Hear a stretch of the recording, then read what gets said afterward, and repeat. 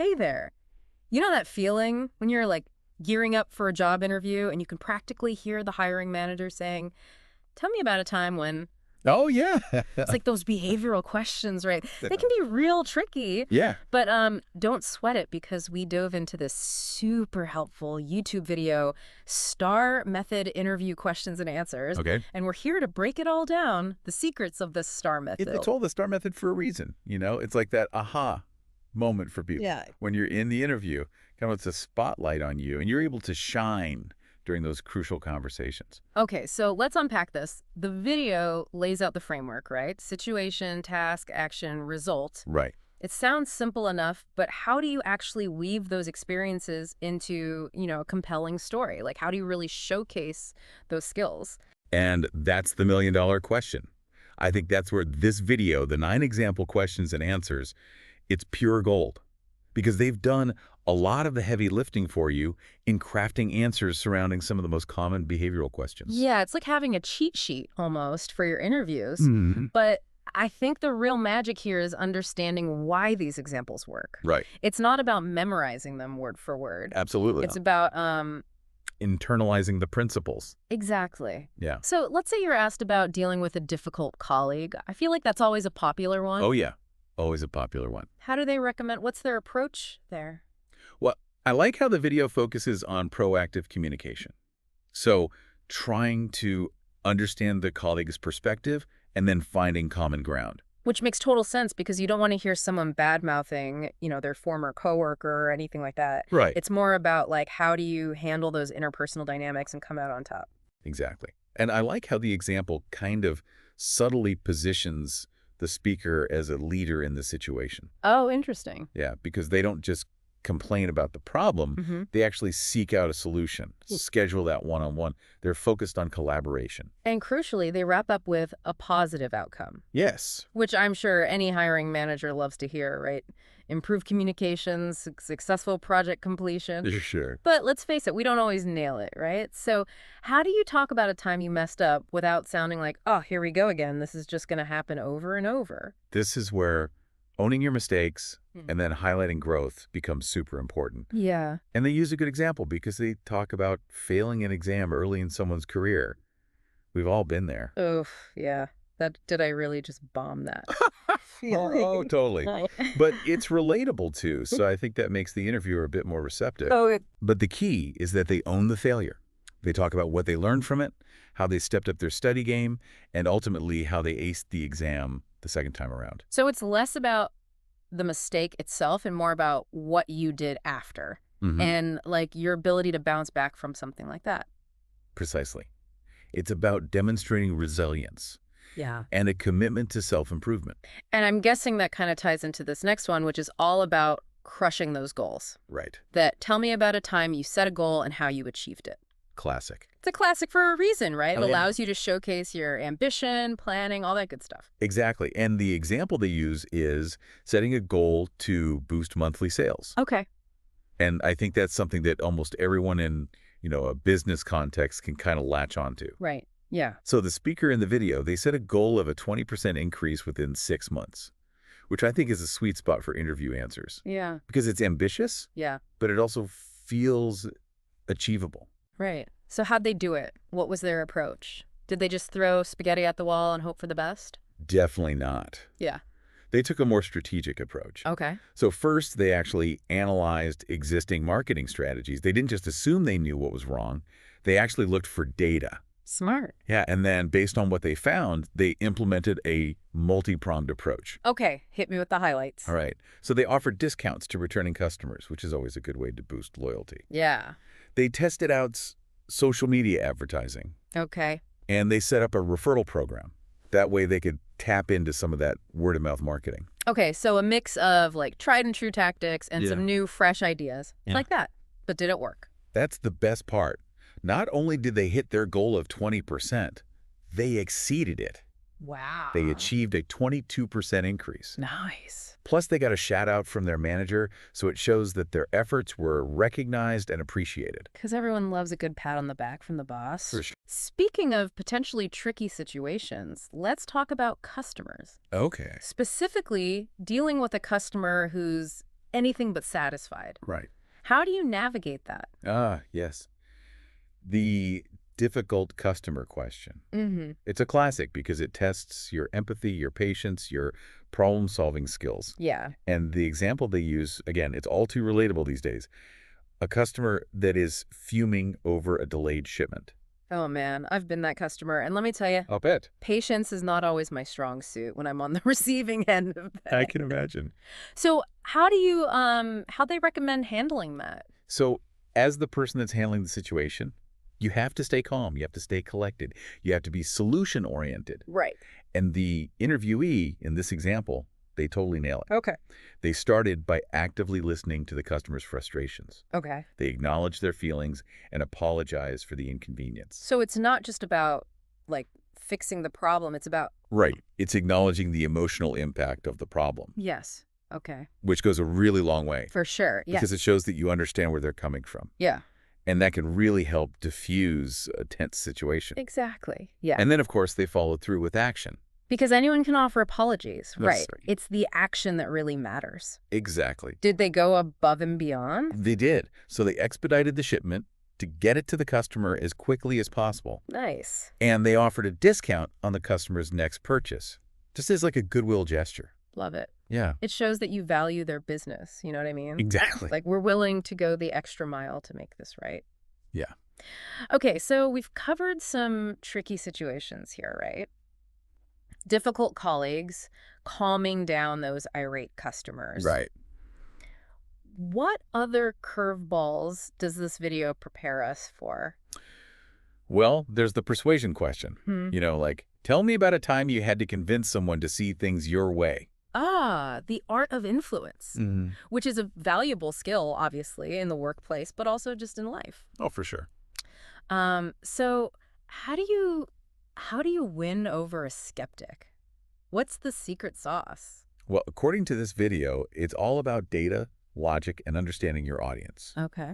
The example they use, it involves a team that is very stuck in their ways, very resistant to shifting from traditional marketing to like digital platforms. Which, I mean, I get it. Like, people get so used to that. Yeah. This is how we've always... Exactly. It's like their comfort zone. Right, exactly. But the interviewee in the scenario, they didn't just come in waving their hand saying, digital's the future, we have to do this. Right.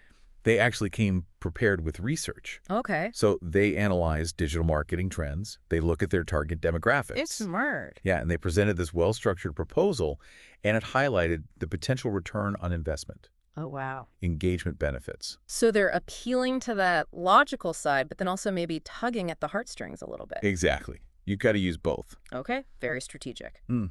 And did they manage to sway the team? They did. Mm. By presenting that data-driven case, addressing those potential concerns, and emphasizing those positive outcomes, they were able to win the team over to the world of digital marketing. Nice. And what's the result?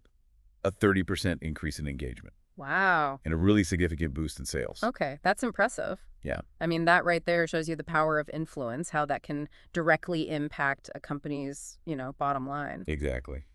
It seems like this YouTube video is a goldmine of practical advice, especially for tackling those tell me about a time when questions. Yeah, sure. And we've covered a lot of ground here, but what I really love about the STAR method is that it's adaptable. It's like having that universal adapter for your interview answers. Exactly. But I'm guessing there are a few curveballs that it handles particularly well. Oh, for sure. Am I right? Yeah. Like, what comes to mind?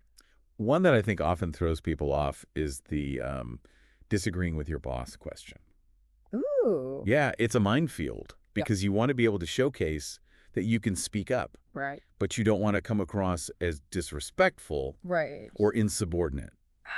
It's a tough one. It's a tricky balance. It is, yeah. Yeah. You don't want to seem like you're just going to be walked all over. Right. But you also don't want to seem like you can't take direction. Exactly. So how do they recommend handling that one? So the example they use is a customer requesting a refund, but it's outside of the policy window. Okay. Which I think that's something that we've all encountered at some point. Oh, yeah, for sure. The manager was sticking to the root, no, the policy is the policy, refusing the refund. Yep. But the speaker felt that it was the wrong call, especially since it was a longtime customer. It takes guts to kind of go against the grain like that. It does. So how did they approach it without, getting fired? Carefully and strategically. Okay. So they chose the right time and place Yeah. to talk to their manager privately. Okay. And they came prepared with a well-reasoned argument. Oh, okay. So it wasn't just like, come on, give the guy a break. Right. They highlighted the customer's loyalty, the potential negative impact of refusing the refund, like bad reviews, things like that. Oh, yeah. And the fact that the cost of the refund was actually pretty minor for the company. So they're appealing to, like, their manager's sense of fairness, maybe the company's bottom line. Exactly. A little risk management maybe thrown in there. A little bit of everything. That's thinking on your feet. It is. So did it work? It did. What happened? The manager actually listened, which is great. Oh, that's nice. Yeah, they appreciated the employee's perspective, and they ended up approving the refund. Wow. The customer was happy. The employee looked good. The company retained a loyal customer. Win-win-win. Exactly. Win-win-win. I love those. Right. It's a great example of how, like, respectful disagreement, when it's presented thoughtfully, professionally, can actually be, like, a strength. Mm-hmm. It doesn't have to be a weakness. Totally. Because it shows that you're, one, willing to, like, stand up for what you believe in. Right. But you're also able to do it in a way that's constructive, that's solution-oriented. Yes. I love that. It shows initiative. Okay, are we ready for the grand finale of STAR method examples? Let's do it. All right, how about this one? Tell me about a time you found a simple solution to a challenging problem. Oh? Sometimes the simplest solutions are the hardest to see, right? They are, 100%. Yeah, because we get in our own way. Yeah, you overthink it. Totally. Overcomplicated. So how do they recommend approaching that kind of question?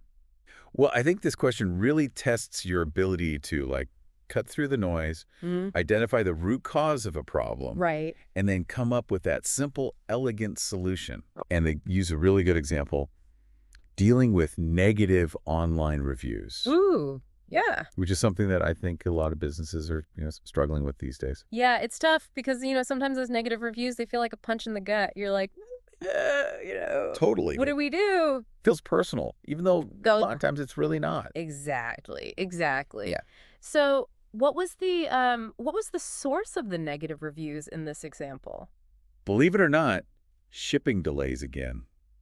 Oh, no. I know, right? But here's where it gets interesting. Okay. Instead of just, like, assuming that things were messed up on the delivery end, the speaker in the video, they actually went straight to the source. Okay. They reached out to those customers that had left the negative reviews. Now that's smart. Yes. Instead of just sitting back and, like, theorizing, they're like, let's go to the people that are actually having this experience, what they learned. Well, it turns out the company's third-party shipping provider was consistently dropping the ball. Oh, no. Leading to delays. Yeah. Unhappy customers. Makes sense. So, armed with this information, the speaker took the initiative to research other providers. Okay. Ones that could guarantee faster, more reliable service. Okay, so proactive problem solving. Exactly. They didn't just bring the problem, they brought a potential solution. Exactly. Did they manage to, like, convince the higher-ups to make a switch? We did. They did? How? Again, they presented their findings. Data is king. Data is king. Yes. And they made a really strong case for why changing providers would improve customer satisfaction, reduce those negative reviews, and ultimately benefit the company. The old win-win. Exactly. So what was the result? Happy customers, positive reviews, smoother running operation. I mean, sometimes it really is that simple, right? It really is. But you have to be willing to ask those questions, listen to those answers, and then act. Be decisive. Yes. I like it. And that's the beauty of this STAR method, right? Because it kind of equips you with that framework to, one, recall those key experiences, but to structure them in a way that's going to resonate with those interviewers. It's like that secret weapon, I feel like, for your interview arsenal. Yeah. Okay, so we've talked about colleagues leaving, but what about those times when, like, the whole company seems to be doing a shakeup? Right. Those adapt or be left behind kind of moments. For sure. How do you talk about that in an interview setting? Well, change is a constant, especially in today's world. Right. The video uses the example of a major company reorganization. Okay. which can feel like the rug's being pulled out from under you. Yeah. New team structure, new bosses, new everything. It's enough to make anyone reach for the panic button. Right. So how did the interviewee in this video, how did they handle that? Did they just like grin and bear it, or was there something else? They took a little bit more of a proactive approach, focusing on communication and support, both for themselves and their team. Okay. So they asked questions to clarify their new role. Okay. They attended all the briefings. Smart.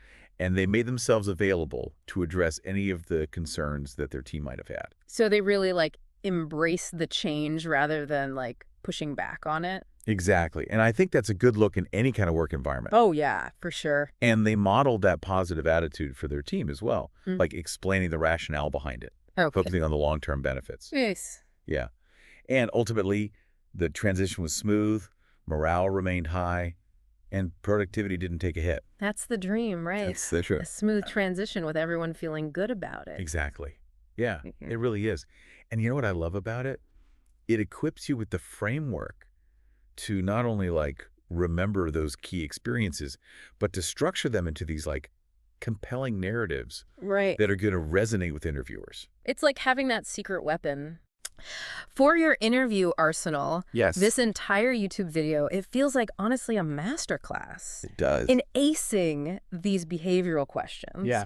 You know, we always talk about finding those aha moments. Right. And I feel like this deep dive has just been full of them. Totally. But I think, you know, as we wrap up, it's not just about like parroting back these examples, right? Yeah. It's about using them as inspiration. Yes. To think about your own experiences and identify those star moments and craft your own, you know, authentic stories. Exactly. Yeah. Because, I mean, authenticity is key, right? 100%. At the end of the day, these interviewers, they want to connect with the real you. Right. Not a like scripted version. Exactly. So as you gear up for those interviews, just remember to let your true self shine through. Yes. Think about your own journey, the challenges that you've overcome, the goals that you've achieved, the lessons that you've learned along the way. Right. Because those are the stories that are really going to like set you apart. Yes. Make you memorable. Exactly. Yeah. And who knows, you might even surprise yourself with how much you've actually accomplished and how far you've come. Yeah, for sure.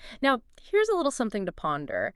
As you prepare for those interviews, we've talked a lot about, you know, highlighting the skills, the experience, what the employers are looking for. Right. But don't forget about what you need to feel successful. Yes. To feel fulfilled in that role. So think about how you can kind of weave those needs into your answers as well. That's a good point. Yeah, it's a little something to think about. Love it. All right. Well, that's it for today's deep dive. Awesome. Until next time.